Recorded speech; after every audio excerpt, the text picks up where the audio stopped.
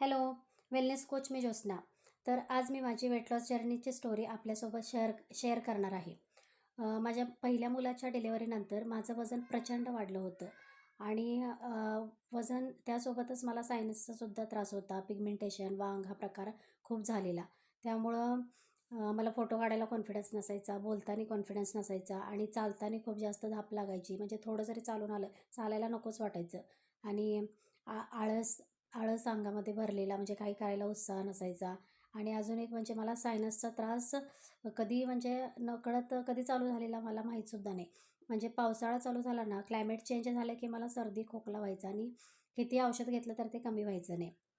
आणि मागच्या 1.5 वर्षामध्ये मी जेव्हा वेट लॉस जर्नीमध्ये आले, मी माझं 3 महिन्यामध्ये 10 किलो वजन कमी केलं आणि आता ते मेंटेन करत आहे.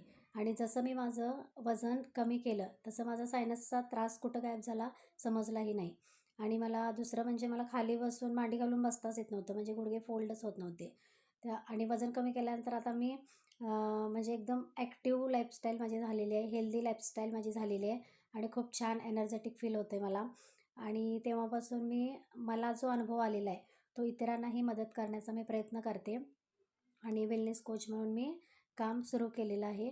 तर ज्यांना कोणाला हेल्प हवी असेल, आपलं लेडीजचं असं असतं की आता एकदा वजन वाढलं की कमी होत नाही असा समज करून घेतलेला असतो.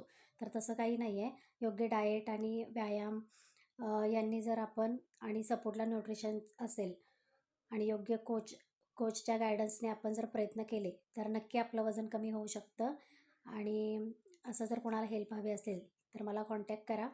मी तुमची नक्की मदत करेन. थँक्यू.